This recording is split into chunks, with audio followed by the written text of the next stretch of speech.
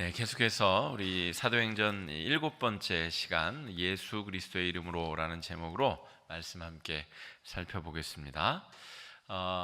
조금 이제 지난 과정을 요약해서 설명드리자면 이 사도행전의 저자는 누가라고 하는 의사다. 그리고 이 누가 의사는 바울이 2차 전도 여행 중에 복음을 듣고 개종한 사람인데 너무 정말 충실하고 정직하게 바울을 도와서 복음 전하는 일을 하다가 데오빌로 가카라고 하는 사람에게 예수님에 대한 이야기를 전하기 위하여 누가복음을 썼고, 그 후속으로 데오빌로, 이제 가카라는 말이 떨어지고 데오빌로에게 또 이후의 소식을 전하기 위하여 성령 강림으로 시작하여서 이제 복음이 온 세상 땅끝까지 전해지는 모든 이야기를 사도행전에 이제 적고 있습니다. 의사다 보니까 굉장히 논리적이고 과학적인 논증으로 이 성경을 지금 적고 있고요. 또 앞뒤가 탁탁 맞아 떨어지기도 하고, 또한 이방인, 헬라인이었기 때문에, 성경 기록자 중에 유일한 헬라인이었기 때문에 굉장히 개방적으로 열린 사고를 하며 이 복음서와 사도행전을 기록하고 있습니다. 또한 이 사도행전 1장 8절의 말씀대로 예루살렘과 온 유대와 사마리아와 땅끝까지, 이런 그 1장 8절의 전체 설계도를 그려놓은 대로 이 진행 내용이, 사도행전 전체의 내용이 계속해서 복음이 외부로, 이방 땅으로, 온 세계로 확장되는 내용으로 아주 논리적이고 실증적이고 또한 이 과학적인 검증을 통해서 말씀이 기록되어지고 있다라고 하는 것을 우리가 1, 2장 통해서 살펴보았습니다. 1장에서 이제 성령에 대한 예고, 기다리라 라고 하는 말씀이 있었다면 2장에는 실제로 성령이 임하시죠.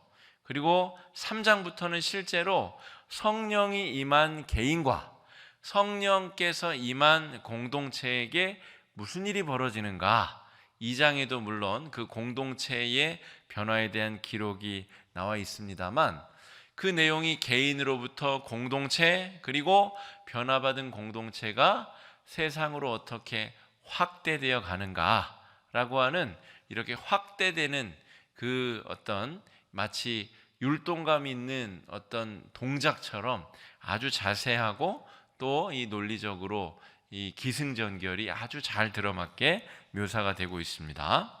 오순절 그 다락방에 성령이 강림하신 이후로 이 베드로에게 일어난 변화가 지금 아주 대표적으로 드러나고 있습니다.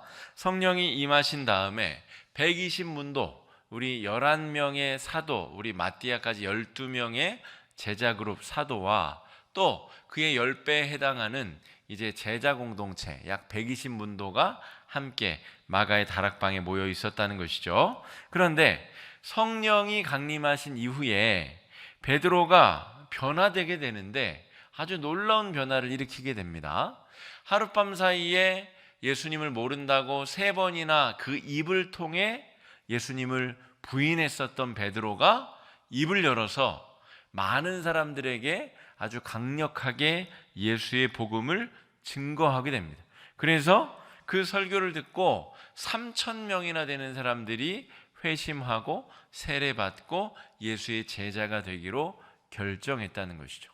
여러분, 이 변화가 오늘 본문 속에 등장하는 나면서부터 이 앉은뱅이였었던 구걸하던 이 사람이 나면서부터 걷지 못하고 앉은뱅이였다가 걷게 되는 것, 태생적 죄인이었고 태생적으로 하나님의 자녀가 될 수 없었던 베드로와 같은 사람이 예수 그리스도를 증거하고 복음을 전하는 그 거짓된 입술이 이제 예수님을 증거하는 증거자의 입술로 변하게 되는, 그게 시간이 오래 걸려서 이루어진 일이 아니라 예수님을 부인하고 무려 불과 50일 만에 성령이 강림하고 그 즉시로 이런 변화가 이루어졌다는 것입니다.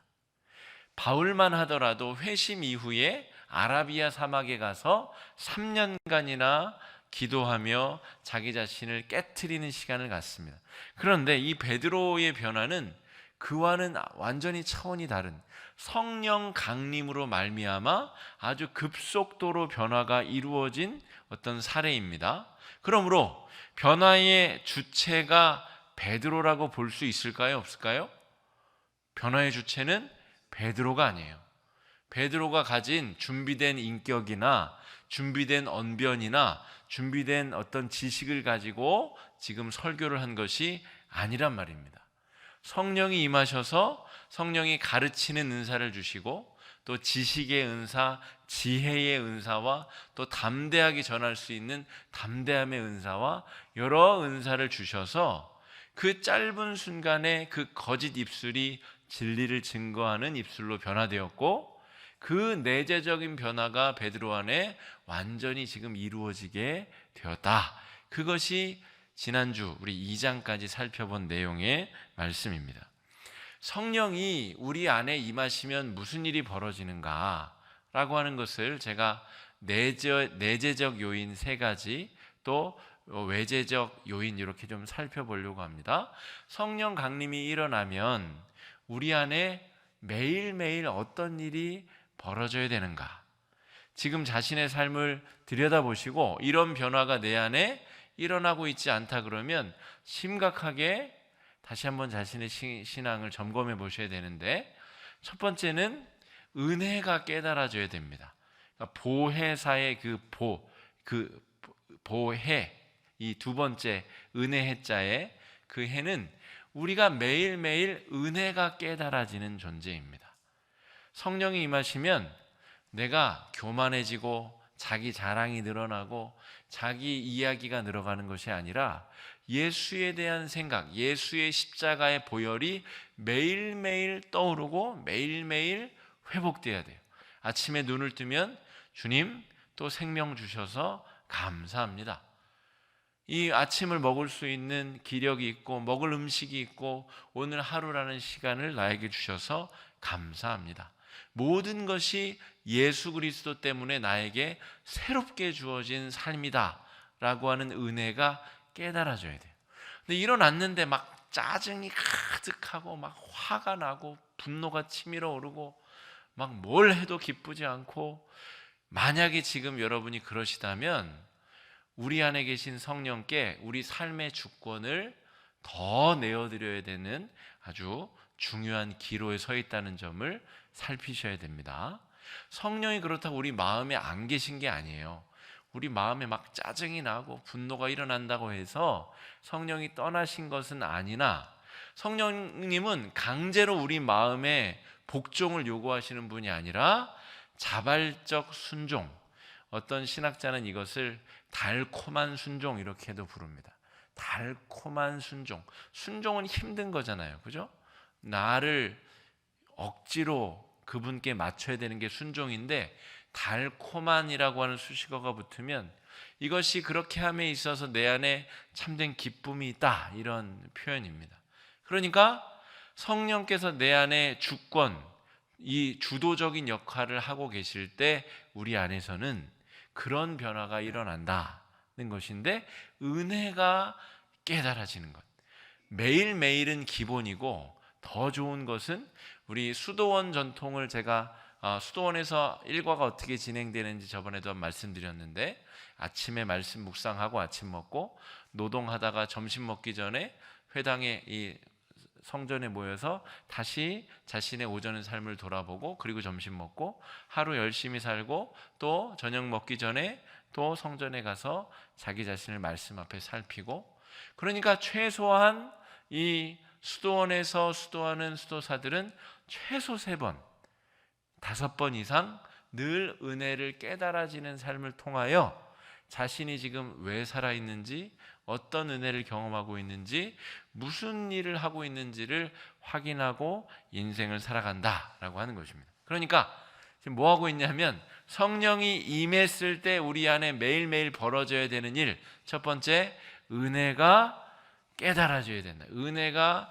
회복되어져야 된다, 이거고요. 두 번째는 성령님의 보호하심이 느껴져야 돼요. 성령님이 나를 보호하시는구나. 뱀의 속삭임으로부터 나를 보호하시고 위험으로부터 나를 보호하시고 나를 안전케 지키시는구나 라고 하는 이 보호하심이 느껴져야 돼요. 첫 번째는 뭐라고요? 은혜가 새롭게 깨달아져야 되고, 두 번째는 나를 보호하고 계시다는 것이 느껴져야 돼요. 사탄의 세력으로부터, 마귀의 공격으로부터, 여러 시험과 위험과 공격으로부터, 사망의 음침한 골짜기를 자타가 공인하여 지금 사망의 음침한 골짜기를 걸어가고 있는데 성령께서 나를 보호하시고 손잡아 주시고 이끌어 주심이 그게 느껴져야 돼요. 그분이 이미 보호하시고 있거든요. 그런데 그게 나한테 느껴져야 된다. 이것이 두 번째고요. 세 번째는 무엇이냐면 우리의 참된 스승이 되셔서 우리를 성숙시키시고 성장시키시고 바른 길로 이끄시는 분이시다. 그래서 스승 되시는 그 성령님의 이끄심과 가르치심과 도와주심이, 가르쳐주심이 느껴져야 돼요. 이 세 가지가 매일매일 우리 삶 가운데 느껴지고 깨달아지고 경험되면 그게 바로 성령 충만한 거예요. 근데 여러분, 성령 충만에 대해서 오해하시는 분들이 있어요. 막 그 성령 충만한 느낌이 들도록 여러분 만들어 드릴 수 있어요. 여기서 막 북치면서 드럼 치면서 30분간 뜨겁게 찬양한 다음에 30분간 뜨겁게 기도하면 성령 충만한 듯한 느낌을 느끼는 것과 같은 착각을 불러일으킬 수가 있어요. 근데 그거는 우리 정서가 약간 흥분한 상태에 느껴지는 비슷한 상황, 도파민이 분비가 돼가지고 느껴지는 그런 비슷한 상황. 마치 우리 운동 경기를 할 때 막 몸이 활발하게 움직였을 때 쾌감이 느껴지는 것과 같은 비슷한 현상. 물론 성령이 충만할 때 그런 비슷한 현상이 느껴지기도 하나, 여러분, 성령이 위험 가운데서 우리를 보호하실 때 여러분 늘 그런 상황일 수는 없습니다. 위험 가운데 보호하심이 느껴지고 내가 절망의 상황에서 은혜가 깨달아지고 그것이 진짜 성령 충만한 것이지, 여러분 예수 믿는 사람 잔뜩 모여가지고 1시간 찬송하고 1시간 기도할 때 느껴지는 짜릿함은 그건 성령 충만함이 아니라 교회 공동체가 바르게 예배를 드릴 때 자연스럽게 느껴지는 바른 예배의 현상입니다. 그거를 구분하실 수 있어야 됩니다. 성령 충만은 방금 제가 말씀드린 세 가지가 우리 삶 가운데 최소한 미니멈 하루에 한 번씩은 이 세 가지가 깨달아지고 경험되어져야 되고, 좋은 것은 아침, 점심, 저녁으로, 더 좋은 것은 일어나고 잠자기 전에 3번, 5번 이상 이러한 일들이 계속 반복되어져야 된다 하는 것입니다.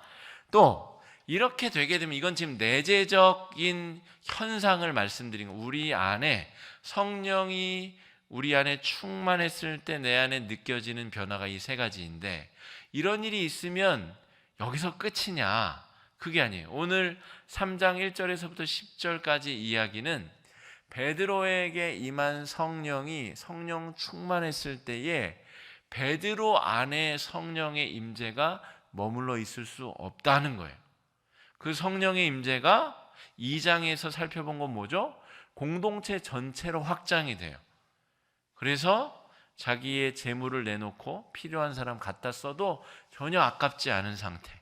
물론 제가 그런 배경에 대해서 몇 가지 말씀을 드렸죠. 임박한 주님 재림 사상, 뭐 이런 여러 가지 상황도 있지만 밖에 함부로 나갈 수 없는 어떤 여건, 핍박이 자행되는 상황, 이런 것이 있다 하더라도 기본적으로 이 사도행전 2장에서 물건이 통용되는 현상은 성령 충만, 성령 임재의 외부화 현상 중에 하나라고 볼 수가 있습니다. 그래서 여러분, 성령이 충만한 개인은 성령이 충만한 교회 공동체의 일원이 될 수밖에 없습니다. 그러니까 성령 충만한 개인이 많은 교회는 이러한 외부적인 특징이, 성령 충만한 교회의 특징이 드러나게 된다는 것이죠. 기쁨으로 봉사하고 대가를 원하지 않고, 하나님께 봉사하듯 하고 남들이 고맙다고 하든 남들이 비난을 하든 오해를 하든 상처도 안 받고 자기의 있는 것을 받은 것을 주께 드리듯이 온전히 공동체에 또 드리고 나누고 봉사하고 헌신하는 태도, 이것이 교회 공동체 안에서 벌어지는 성령 충만의 두드러진 특징이다. 오늘 드러나는 특징은 드디어 교회를 벗어납니다. 여러분, 예루살렘과 온 유대와 사마리아와 땅끝까지 가려면 교회 안에만 갇혀 있으면 돼요, 안 돼요?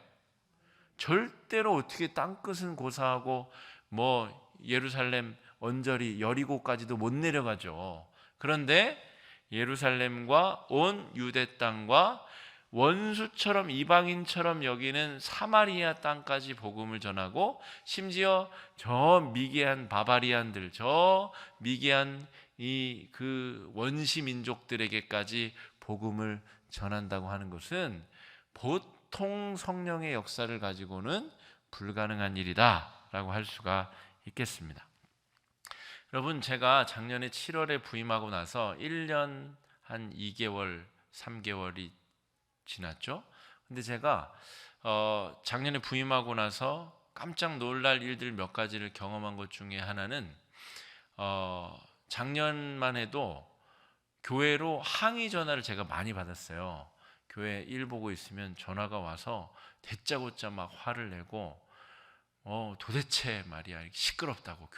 교회가 시끄럽죠. 사람이 모여서 찬양도 부르고 집회도 하고 시끄럽죠. 그리고 우리 교회가 아마 이 동네에서 제일 오래 있었던 것 같은데, 그죠? 나중에 세워진 분들이 좀 참으셔야지. 근데 대짜고짜 막 화를 내시고 시끄럽다. 우리가 자주 모이는 것도 아니고 주일날 시끄럽다는 거예요. 그래서 자녀들 아기들 재우기도 어렵고 근데 어쨌든 작년에는 그런 일들이 많았어요. 근데 올해 접어들면서는 아직 그런 전화를 받은 적은 없습니다. 두 번째는 9월 말쯤에, 작년 9월 말에 그 CCTV로 확인해 보니까 교회 문을 막 흔들고 막 교회 여기저기를 막 돌아다니다가 저 주차 차단봉을 확 꺾어놓고 어떤 분이 내려가는 걸 제가 확인하고 112에 신고를 할까 하다가 신고를 안 했습니다. 그리고 우리 이용복 집사님이 맥가이버처럼 잘 고치셔가지고 다시, 그 다음에는 아직 훼손되지 않았는데, 어쨌든 제가 느낀 것은 이 지역 주민들이 교회에 화가 많이 나 계시는구나, 이걸 그냥 직감적으로 느꼈어요. 화가 많이 나 계시네. 교회가 시끄럽다고 하고 막 주차 차단봉도 꺾어놓고, 근데 막 꺾어놓고 나서 미안하게 막 숨어서 도망가는 게 아니고 씩씩거리면서 화가 나서 확 꺾어놓고 그냥 뚜벅뚜벅 내려가는 걸 보고 제가 뭔가 화가 많이 나 계시는구나, 그런 생각을 했습니다. 근데 여러분, 이 교회와 세상의 관계는 오늘 3장에서 보여지는 이 관계를 우리가 잘 보고 배워야 되는데, 세상이 교회에 대해서 화가 나 있으면 안 돼요. 세상은 교회에 처음 접근하는 것이 뭐냐면 동전 몇 입이나 얻을까 하여서 바라보는 입장, 이게 세상이 교회 혹은 성도들을 바라보는 입장입니다. 그런데 그게 주어지지 않으면 화가 나죠. 그러니까 기본적으로 세상이 교회를 바라보고 요구하는 것은 어떤 면에선 분명하다는 거예요. 교회가 있는데 그 떡고물도 하나 안 떨어지고 뭔가 불편하기만 하고 시끄럽기만 하면 사람들은 화가 나게 되어 있습니다. 오늘 6절 말씀 한번 읽어보겠습니다. 6절 말씀입니다. 시작. 베드로가 이르되 은과 금은 내게 없거니와 나사렛 예수 그리스도의 이름으로 일어나 걸으라 하고. 잘못 읽었습니다. 5절을 먼저 읽어야 되는데 잠깐만요.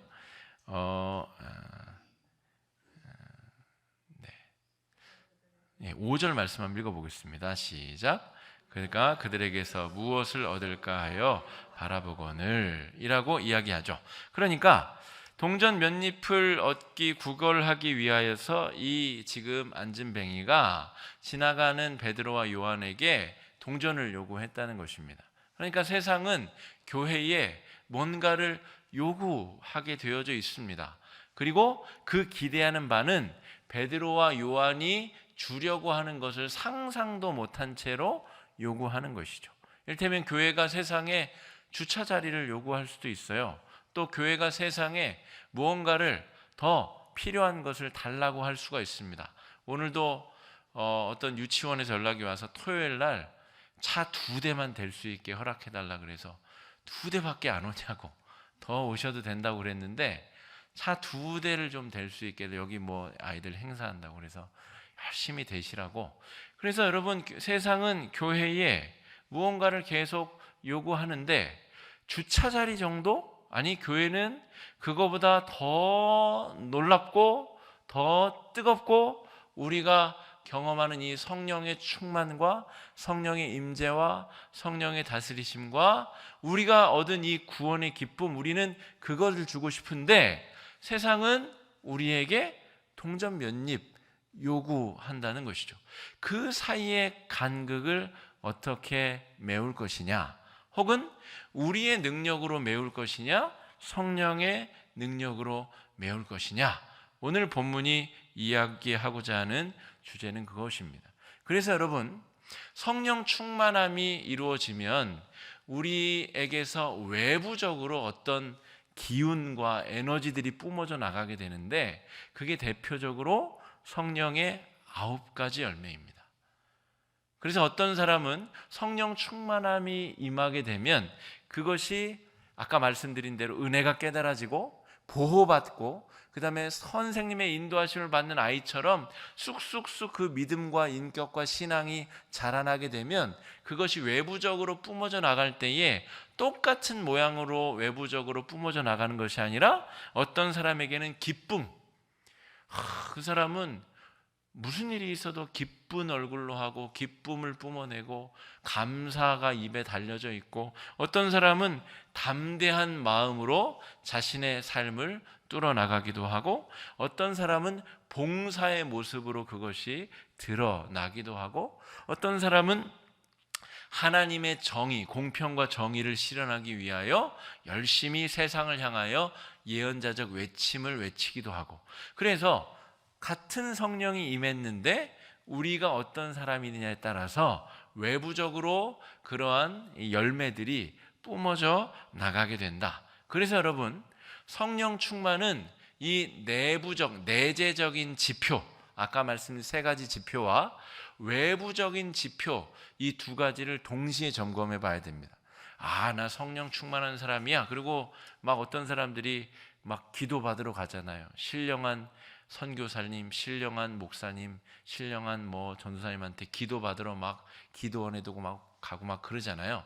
그런데 여러분, 가셔도 좋긴 한데 가시기 전에 제가 말씀드린 내재적 지표와 외재적 지표를 잘 살펴보셔야 됩니다. 예전에 한참 유행했었던 할렐루야 기도원, 치유하는 기도원 있잖아요. 근데 그 치유하는 그 할렐루야 기도원은 이 2가지 기준으로 볼 때 온당치 않아요. 막 PD수첩에서 취재 가고 막 그랬죠. 그래가지고 병 없던 사람도 병 걸려서 막 매독도 걸려서 나오고, 그러니까 그 공동체는 병 낫기 위해 사람들이 모여들지만 성령 충만의 내재적 지표와 외재적 지표가 2가지 모두를 정당하게 갖추지 못한 그런 데는 가면 안 된다는 것이죠. 가면 큰일 난다는 것입니다. 그래서 여러분, 우리 안에 성령 충만한 증거가 어떻게 드러나고 있는가, 혹은 우리 화곡중앙교회 공동체는 성령 충만의 증거가 어떻게 세상 사람들에게 드러나고 있는가, 오늘 이 3장 1절에서부터 10절까지 말씀을 통해 잘 살펴보아야 된다는 것입니다. 여러분, 제9시 기도 시간에 베드로와 요한이 기도하기 위해서 성전으로 올라가고 있었어요. 그런데 미문, 아름다운 문이라는 곳에 나면서부터 걸어본 적이 없는 안진뱅이가 앉아 있었던 거죠. 이 사람이 어떻게 여기 앉아 있었을까를 누가는 친절하게 설명합니다. 왜냐하면 의사기 때문에, 과학자기 때문에. 아니, 나면서부터 안진뱅이가 거기 어떻게 앉아 있어?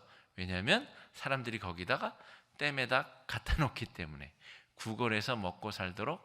그래서 누가의 이 글쓰기를 보면 굉장히 치밀하고 과학적이고 자기가 다 이해되어야 글을 쓰는 글쓰기를 한다는 것이죠. 그래서 성전 미문에 이 안진뱅이가 앉아 있었는데 베드로와 요한이 굿이 기도 시간이 되어서 성전에 기도하러 올라가는 중에 이런 일이 벌어졌다라고 하는 것이죠. 여러분, 우리 교회 공동체는 성령 충만의 증거가 아까 말씀드린 대로 1시간 찬송 부르고 북치면서 찬송하고 1시간 기도할 때만 벌어지면 그거는 건강하지 못한 공동체입니다.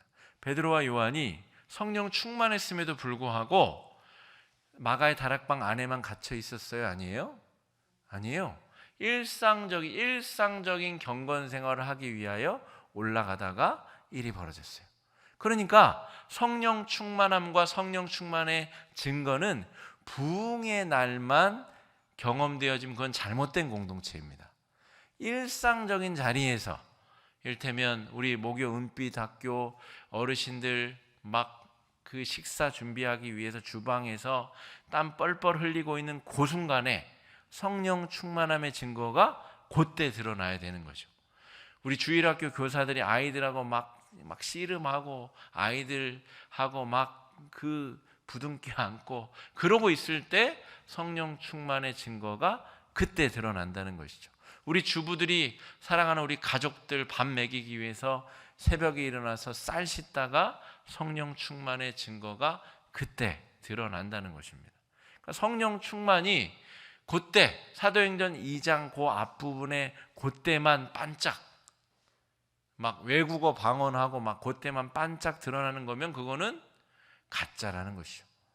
아까 내재적 증거 3가지와 외재적으로 드러나는 성령의 9가지 열매, 이것은 일상생활 속에서 계속해서 순환적으로 반복적으로 드러나야 되고 열매를 맺어야 된다는 것입니다. 제9시 기도 시간에 베드로와 요한이 성전으로 올라가다가 이런 기적이 벌어졌다. 이것을 여러분 반드시 기억하셔야 됩니다.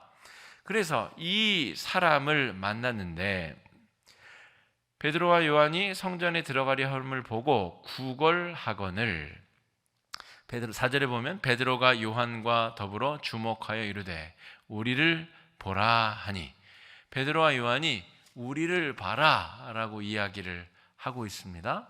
이 사람은 지금 돈을 요구하고 있는 거죠. 동전 몇 입 주고 빨리 가. 뭘 보라 그래. 난 당신하고 보거나 인격적인 관계를 맺거나 그러고 싶지 않고 나는 그냥 오늘도 지루하게 구걸이나 하다가 불쌍한 눈초리나 보다가 그렇게 오늘 할 일을 하고 또 지긋지긋한 내 잠자리로 돌아가서 또 지루하게 하룻밤을 자고 내일 또 구걸하러 나올 테니까 그냥 동전 몇 입이나 주고 가소라고 이 안진뱅이가 동전을 요구했는데 베드로와 요한이 우리를 보라라고 초청하고 초대하고 있다는 것이죠. 여기서 우리가 베드로와 요한이라는 사람도 불과 얼마 전까지 성령 강림의 사건을 경험하기 전까지 영적으로는 이 안진뱅이와 똑같은 존재, 똑같은 삶을 살던 존재 아니었겠습니까? 예수님을 3년이나 따라다녔는데 예수님이 누군지도 못 알아보고 예수님을 부인하고 예수님을 떠나 도망하고 예수님을 떠나서 자신의 고향으로 가서 물고기 잡는 짓을 하던 사람이 이 베드로 아닙니까? 영적으로는 예수님을 3년이나 따라들었음에도 불구하고 영적인 장님이 되어서 살아계신 하나님의 아들 예수님을 알아보지 못했었던 사람이 베드로 그리고 요한 아닙니까, 여러분? 그런데 우리를 봐라, 나를 봐라, 변화된 나를 봐라, 내가 얼마나 회복되고 얼마나 거룩하게 되고 이 거짓을 일삼던 입술로 복음을 전하여 3,000이나 되는 사람들을 전도한 이 복음의 입술을 가진 나를 보아라 라고 하는 것이죠. 여러분, 그래서 이 세상은 우리에게 동전 몇 잎을 요구하지만 우리는 우리가 가진 것을 주어야 됩니다. 우리를 보고 우리가 가진 것. 6절에 보면 베드로가 이르되 은과 금은 내게 없거니와 내게 있는 이것을 내게 주노니 나사렛 예수 그리스도의 이름으로 일어나 걸으라. 우리가 가진 것을 주는 것입니다. 우리를 보고 우리 안에 일어난 변화, 그리고 우리가 줄 수 있는 것.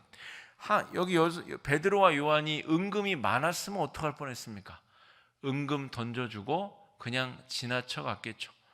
베드로와 요한이 그 초대교회 교회 공동체에 자신의 있는 소득 모든 것을 다 내놨기 때문에 지금 아무것도 없는 거예요. 성전에 그냥 빈손으로 기도하러 가던 중에 만났기 때문에 던져줄 동전이 없어서 옛다 이거나 받아라 하고 나사렛 예수 그리스도의 이름으로 이 걷지 못하는 자를 치유해 주었다는 말입니다. 여러분, 우리는 우리가 가진 것에 집중해야 돼요. 우리가 가진 것. 우리는 우리가 갖지 못한 것에 집중하는 경우가 많습니다. 내가 갖지 못한 미모, 내가 갖지 못한 젊음, 내가 갖지 못한 재물, 내가 갖지 못한 재능, 이런 것에 자꾸 집중하다 보면 줄 것도 없고 또 누릴 수 있는 것도 없죠. 그런데 이 베드로와 요한이 줄 수 있는 게 뭐였어요? 자기한테 있는 나사렛 예수 그리스도의 이름으로 내가 변화된 사건. 그러므로 여러분, 우리는 우리가 가지고 있는 것, 우리가 줄 수 있는 것을 고민하고 창념하고 거기에서 무엇을 줄 수 있을 것인가. 12월 첫 주가 우리 청지기 주일입니다. 저는 우리 교회는 다른 교회와 좀 다르게 쓰임 받기를 원하는 마음이 있어서 새벽마다 그렇게 기도하고 있습니다. 다른 교회는 이 무슨 법칙이라 그러죠? 그래서 8대2 법칙. 그래서 80%의 사람들은 그냥 무임승차하고 20%의 사람들이 이것도 하고 저것도 하고 해가지고 봉사하고 헌신하고 하여서 조직이 굴러간다. 이게 무슨 파레토의 법칙인가 그런 법칙 아니에요? 근데 우리는 적어도 100% 그렇게 봉사할 수는 없어도 그것이 좀 거꾸로 되면 좋겠다. 80%가 헌신하고 20% 정도 새가족들, 상처받아서 연약함에 빠진 사람들, 시험 든 사람들 20%가 그냥 무임승차해서 그냥 가면 좋겠다. 이게 저의 기도 제목입니다. 우리가 다 은혜 받고 성령 충만 받았는데 그 세상의 조직들이 돌아가는 원리, 그만큼도 우리가 쫓아가지 못한다면 이거는 성령의 열매가 드러나기는 고사하고 이 세상의 다른 조직의 원리에만도 미치지 못하는 너무나 부끄러운 모습이 아니겠나 싶은 것이죠. 어떤 사람은 2가지, 3가지, 4가지 봉사를 해야 되는데 우리가 잘 찾아보면 작은 봉사라도 하나씩 다 나누어 짊어지면 한 사람이 1가지씩 봉사만 해도 충분해질 수 있는 교회. 그래서 한 사람이 1가지 봉사를 하는데 교회가 부족함이 없이 잘 돌아갈 수 있는 교회. 저는 그런 교회가 우리 교회가 되면 참 좋겠다 싶습니다. 그냥 아이고 남들이 할 텐데 그러면 당신이 받은 성령, 그 성령의 역사는 어디서 드러난다는 말입니까? 저는 그게 궁금한 것이죠. 성령 충만하지 않거나 성령의 임재하심과 역사하심대로 살지 않거나 그렇지 않은 다음에야 성령이 임하셨고 성령이 주인 되셨는데 그 지금 뻗어나가야 될 에너지는 도대체 어디서 쓰고 있냐는 말입니까? 그것이 월요일부터 토요일까지 삶의 자리에서 잘 쓰고 계시다면 그나마 참 잘하고 있는 것입니다만 교회에서 섬기고 봉사하지 않는 사람이 그 에너지가 주중의 삶에서 뻗어나갈 수 있다는 것은 만무한 일입니다. 그러므로 여러분, 우리는 이 지금 사도행전이 기술하고 있는 성령이 임한 자에게 일어나고 있는 변화를 주목해야 됩니다. 우리는 과연 이 베드로의 변화를 나도 따라가고 닮아가고 있는가? 우리 안에 일어난 내적 변화가 외부로 끊임없이 그 잉여 에너지가 흘러 차고 넘치고 있는가? 굉장히 중요한 말씀을 우리가 보고 있다는 말이죠. 그리고 지금 제가 살피고 있는 부분은 은과 금은 내게 없어요. 근데 자꾸 은과 금을 주려고 그러면 안 된다는 것이죠. 나에게 있는 것, 내가 가진 것, 내가 할 수 있는 것, 그것을 소중히 여기고 그것을 어떻게 줄 수 있을까? 그것을 어떻게 내어놓을 수 있을까? 그것을 어떻게 꺼낼 수 있을까? 여러분, 우리 교회는 언덕 위에 있잖아요. 그래서 언덕 위에 있는 것을 10시간, 100시간 이야기해봤자 뭐 어쩔 수 없어요. 소용이 없어요. 여기에 있는 것, 우리에게 있는 것, 이것 중에서 뭘 줄까? 그거를 고민하고 그거를 창념하고 그것을 생각해야 줄 게 발견되는 거죠. 여기 언덕에 있어서 하나님이 주신 은혜, 여기서 우리가 세상 속에 나눠줄 수 있는 은혜, 우리 안에 있는 것, 그것은 반드시 나사렛 예수 그리스도를 통과하는 은혜여야 됩니다. 우리가 언덕 위에 넓은 주차장 부지가 있다고 해서 마음껏 주차하십시오, 그렇게 하다가는 억울한 마음이 금세 쌓입니다. 이거 우리 교회 건데, 이건 내 주차할 자리도 없이 다 뺏겨버렸네. 그래서 오늘 베드로와 요한이 하는 것처럼 나사렛 예수 그리스도의 이름으로 말미암아 그것을 통과하여 우리가 줄 수 있는 것을 찾아내야 됩니다. 나사렛 예수 그리스도를 통과한 내 재물, 나사렛 예수 그리스도를 통과한 내 체력, 나사렛 예수 그리스도를 통과한 내 지능과 재능과 내 실력을 어떻게 다시 하나님께 교회 공동체에 돌려드릴 수 있을 것인가? 여러분, 우리 교회에 지금 우리 주일날 운전 봉사하시는 어르신들이 다 70대, 80대십니다. 이 심각한 문제인 것이죠. 우리 교인이 청년들까지 한 130명, 한 150명 아이들까지 합치면 되는데 주일에 운전 봉사하시는 어르신들이 70대, 80대라는 것은 심각하게 우리 자신을 돌아봐야 될 일이라는 것이죠. 내가 무엇을 할 수 있는가? 해마다 연말이 되면 교사도 부족하고 찬양대도 부족하고, 그런데 우리는 이렇게 사람이 많은데 늘 부족한 것을 입에 달고 있어야 되는 것, 우리가 정말 성령 충만한 상태인가? 우리 스스로를 잘 돌아봐야 된다는 것입니다. 그렇지 않으면 오늘 사도행전이 뻗어나가는 이 놀라운 역사에 우리는 그냥 소외될 수 있다는 것이죠. 하나님께서 오늘 베드로와 또 요한과 이제 9장 이후로는 바울이라고 하는 또 걸출한 또 제목이 하나님 앞에 쓰임 받게 되죠. 그러니까 하나님께서 그 시와 때에 맞게 하나님의 사람을 쓰신다는 겁니다. 5년 뒤에 저 열심히 할 건데요, 그거는 우리 생각이고 내 생각이고, 하나님이 지금은 바울을 안 쓰세요. 바울은 또 때가 있거든요. 지금은 초대교회를 움직이고 살아 움직이게 만드는 이 베드로와 요한과 야고보, 스데반 같은 사람을 하나님이 지금 이 전반부에 쓰고 계신데, 자기 기준에, 자기 생각에, 자기 여건이 되면, 자기 상황이 되면 성령의 역사는 그렇게 드러나지 않는다 하는 것을 이 말씀을 통해 우리가 잘 기억하여야 하겠습니다. 그래서 결과적으로 이 안진뱅이가 일어나서 걷기도 하고 뛰기도 하고, 그래서 어디로 들어갑니까? 성전으로 들어갑니다. 자, 우리 8절 말씀 한번 읽어보겠습니다. 시작. 뛰어서서 걸으며 그들과 함께 성전으로 들어가면서 걷기도 하고 뛰기도 하며 하나님을 찬송하니. 그러니까 나사렛 예수 그리스도 이름으로 말미암아 이 사람이 걷게 되었는데, 영적으로 따지자면 우리 주변에 있는 많은 사람들에게 우리가 나사렛 예수 그리스도 이름으로 말미암는 복음을 우리가 선사하게 되면 정말 한 번도 이런 구원받은 기쁨, 영적인 기쁨을 한 번도 느끼지 못했던 사람들이 걷기도 하고 뛰기도 하며 하나님을 찬송하고 지금 성전으로 들어가고 있다는 말입니다. 원래 장애인은 태어나면서부터 하나님의 저주를 받은 사람이기 때문에 성전에 들어갈 수가 없어요.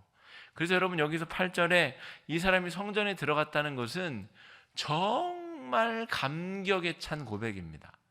한 번도 성전에 들어간 적이 없었던 사람이 이제 몸이 회복되어서 자신의 죄가 없어지면서 이제 성전에 들어갈 수 있는 자격을 얻게 돼요. 그러니까 하나님 나라 구원의 반열, 저 천국에 들어갈 수 있는 특권을 얻게 된 것, 그 감격과 은혜를 지금 누구를 통해서 주고 계시죠? 베드로와 요한을 통해서. 바꿔 말하면 저와 여러분을 통하여 하나님은 우리를 통하여 구원의 빗줄기와 구원의 은혜의 샘물을 세상 가운데 전하기를 원하신다는 말입니다. 그러기 위해서는 우리는 제9시 시간에 기도하는 것처럼 우리가 꾸준하게 해오던 일상생활 속에서 하나님의 그 능력을, 성령의 충만함을 전할 수 있는 그런 인내와 끈기와 실력이 우리 가운데 필요하다. 우리끼리 모여가지고 부흥회하다가 그냥 흥분 상태에 있는 것을 성령 충만으로 오해하시면 안 되고, 늘 매일매일 깨달아지는 은혜, 보호하심과 우리 성령이 이끌어 주심을 경험하는 그 사람은 일상생활 속에서 자기도 모르게 툭 튀어나오게 은과 금은 내게 없지만 나사렛 예수 그리스도 이름으로 내가 너에게 그 복음을 주고 싶다. 그런 놀라운 은혜가 일상생활 속에서 펼쳐지고 드러나게 된다. 그렇게 되어야 된다라고 하는 위대한 모범을 지금 베드로와 요한이 보여주고 있는 것입니다. 여러분, 이러한 능력의 삶을 살아내실 수 있는 여러분 되시기를 간절히 축복합니다. 연세가 어떠시든 저는 70대인데요. 70대에 그때에 또 부어주시는 하나님의 은혜, 하나님의 쓰임이 또 있고 하나님이 전하게 하시는 복음이 있습니다. 젊으면 젊은 대로, 연로하시면 연로하신 대로, 남성이면 남성대로, 여성이면 여성대로 성령의 그 뜨거운 역사하심이 우리를 통하여 아름답게 드러나실 수 있는 우리 여러분 개인과 우리 교회 공동체 되기를 간절히 축복합니다. 이 시간 말씀을 의지해서 함께 기도하시겠습니다.